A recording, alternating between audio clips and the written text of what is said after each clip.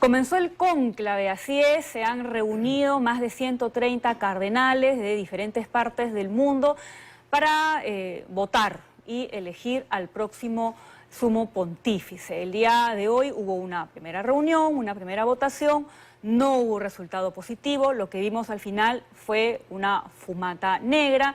Y estas reuniones, estas votaciones van a continuar el día de mañana jueves. Estamos ya con Ramiro Escobar, colega, profesor de la Universidad Católica del Perú, columnista del diario La República. Y también estamos con Monique Tello, comunicadora peruana que se encuentra en Roma, también haciendo una cobertura de lo que viene sucediendo en el Vaticano. Bienvenidos a ambos, gracias por estar aquí el día de hoy. Y quería comenzar comentando esto que hemos visto el día de hoy, ¿no? Porque si bien es un evento religioso, es una actividad propia de la Iglesia Católica, no deja, Ramiro, de ser un acto político también. Es lo que finalmente vamos a ir viendo también y lo que se ha estado comentando, que se hace política porque se conversa, se negocia, se cede, se presiona, porque hay diferentes alas, diferentes corrientes sobre qué es lo que determinados sectores esperan para la Iglesia Católica. Claro, hay un ingrediente político en dos sentidos, ¿no? En el sentido que tú dices, en relación con que el cónclave es una negociación entre los cardenales que están ahí, que son 133. Es una negociación como la que podría haber un parlamento o en un ejecutivo, ¿no? Entonces aparecen tendencias progresistas, conservadores, francisquistas o no francisquistas, equilibristas, como decía en una nota del diario El País, y también político en el sentido que el Vaticano es un Estado que tiene a la cabeza un líder religioso espiritual, pero que tiene mucha influencia política. Dos datos lo pueden evidenciar, ¿no? Durante el periodo del Papa Francisco, la diplomacia vaticana influyó en el acercamiento entre Estados Unidos y Cuba para que restablecieran relaciones. También apoyó la negociación entre el gobierno colombiano y la FARC en la época de Juan Manuel Santos, ¿no? Y también hubo una serie de movidas diplomáticas muy importantes que quizás estaban asociadas a la visión del Papa Francisco, una opción preferencial por los pobres, la defensa de los migrantes, ¿no? Un dato relevante, ¿no? El papamóvil que usó el Papa Francisco en su visita a Belén años atrás, ahora se ha convertido en un centro móvil de salud en la Franja de Gaza. Ese es un mensaje potente, por ejemplo, sobre lo que él pensaba acerca de lo que estaba ocurriendo en el mundo, lo que está ocurriendo todavía, ¿no? Y vamos a conversar también con Monique Tello. Monique, gracias nuevamente por estar en contacto con nosotros, porque lo que ha sucedido el día de hoy, de alguna manera era previsible, dada la cantidad de cardenales que se han reunido. De hecho, la fumata negra ha demorado, ¿no? Algunas horas más de lo previsto. Imaginamos que también por el conteo de votos no ha sido fácil. Esto, ¿qué significa? ¿Tú cómo lo ves como especialista también en este tema? ¿Y qué es lo que se espera también para la reunión que va a haber el día de mañana? Hola, buenos días. Para mí ya es el mañana acá que tú mencionas.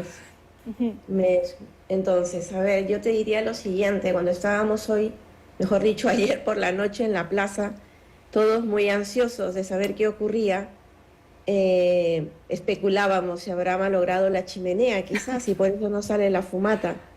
Pero luego si haces un cálculo bastante simple, 133 cardenales, con que cada uno se demore 1 minuto o minuto y medio al emitir su voto y el respectivo conteo, pues te darás cuenta que la suma de minutos definitivamente es mucho más larga que la suma de minutos que pudo haber en la elección de Papa Francisco, ¿no?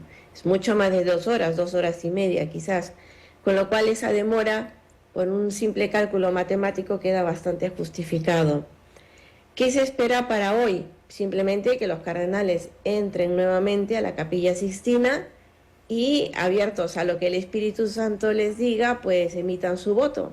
Y a ver si a mediodía o en las votaciones de la tarde ya tenemos un nuevo Papa. Yo creo que eso es lo que todos esperamos, todos los que vamos a ir a la Plaza de San Pedro hoy, dentro de unas horas. Hay un detalle que yo quería comentar contigo, Monique, que no ha pasado desapercibido, que tiene que ver con la misa pro eleyendo pontífice, que estuvo a cargo del cardenal Giovanni Battista Re, Porque hay quienes han comentado y han interpretado como un gesto el hecho de que no haya mencionado a Francisco y que además haya felicitado, saludado o deseado buena suerte al cardenal Pietro Parolin. ¿Esto puede significar algo en tu lectura? A ver, ayer cuando empecé a ver los noticiarios rápidamente, después de regresar a casa y de la plaza, encontré este video y muchas noticias en el que se decía, ¿no? El abrazo de Parolin, perdón, del cardenal Re a Parolin, al final de la misa. Yo haría una aclaración, no es al final de la misa, es al momento de la paz, en el que todos tienen ese mismo gesto entre todos. Que si fuera un abrazo más largo, menos largo, etcétera, eso ya es una lectura personal.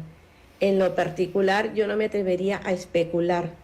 Luego se dice que el audio estaba abierto y que le dice auguri 2 veces, y a qué se refiere esas 2 veces, que si es la misa y luego lo que sucederá en la elección.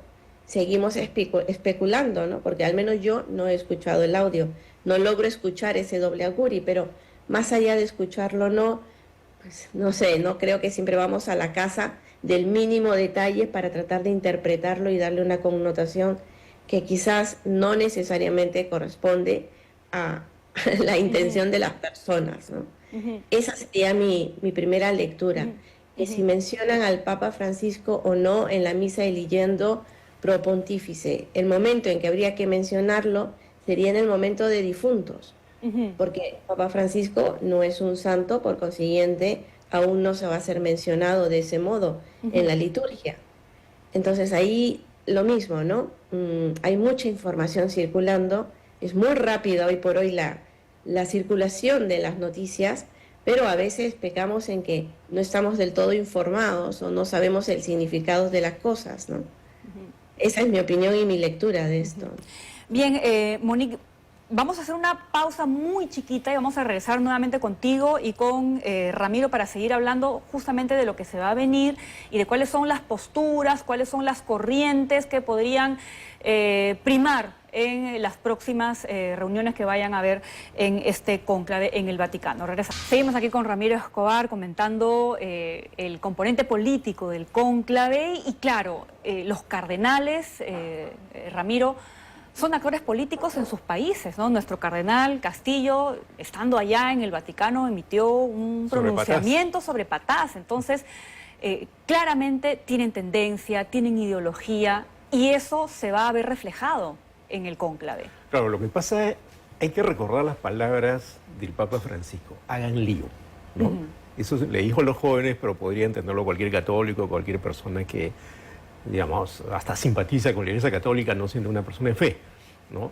Y los mensajes de los cardenales, de los obispos y del Papa tienen un componente político y un componente social, ¿no? Por ejemplo, yo creo que la Iglesia actual no se puede distanciar de algo que marcó fuertemente el Papa Francisco, que es la opción por los pobres, ¿no?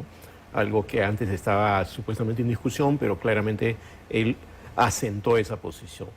No puede distanciarse, por ejemplo, de un problema como el cambio climático. La más leída encíclica y más citada encíclica del Papa Francisco, Laudato Si, es sobre el problema ambiental, la crisis ambiental. No puede distanciarse de las crisis y las guerras que hay en el mundo, ¿no? El mensaje del Papa Francisco sobre Gaza, alejar el Papa móvil, como decía, hay un mensaje potente, también se pronunció alguna vez sobre Ucrania, el diálogo con el Islam, la comunidad LGTBI, las palabras de Francisco fueron generosas con la comunidad LGTBI, fueron inclusivas. Todas esas son cosas de las cuales creo que no se puede retroceder.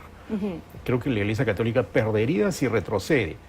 Y creo que lo que debe estar pasando adentro del cónclave, no lo sabemos, y debe haber una discusión sobre eso, obviamente, ¿no? ¿Retrocedemos, ponemos el freno o vamos para adelante? Y yo me imagino, y claro, estamos entrando en el terreno de la especulación, que también están pendientes de la opinión de sus propios fieles, ¿no? Claro, porque, claro, no es como en una elección de carácter político tradicional, ¿no? En donde los candidatos están pendientes de las encuestas, pero sí deben estar al tanto de lo que la gente está solicitando, está reclamando, está pidiendo que haya una continuidad de las políticas de Francisco. Pero una de las cosas que dijo el Papa Francisco es el pastor tiene que tener olor a oveja, tiene que escuchar a la gente. Él era un cura de barrio, un arzobispo de barrio, luego estaba muy conectado con los barrios pobres de Buenos Aires, se adscribía a una corriente llamada la teología del pueblo, que no era exactamente la teología de la liberación, pero se emparentaba un poco en el sentido de que estaba muy cerca de la gente y en su papado demostró eso. Y eso es algo que no puede perder. Un papa no puede perder la Iglesia Católica y no puede perder el Vaticano. Quizás la gran reforma del Papa Francisco, con todas las limitaciones que tuvo, es incluir a los excluidos, a los que él llama considerados desechables por otras personas, ¿no? Incluir, abrir las puertas y hacer una iglesia más abierta a la gente, comprometida con ciertas causas, la de los derechos humanos, la de la lucha contra la crisis ambiental, por ejemplo, ¿no? Bien, Ramiro, nos quedamos sin tiempo, pero muy interesante haber podido conversar contigo sobre este tema y, por supuesto, espero tener la oportunidad de ¿Cómo no? Encantado. conversar nuevamente contigo. Hasta aquí llegamos con 2025. Yo me despido. Mañana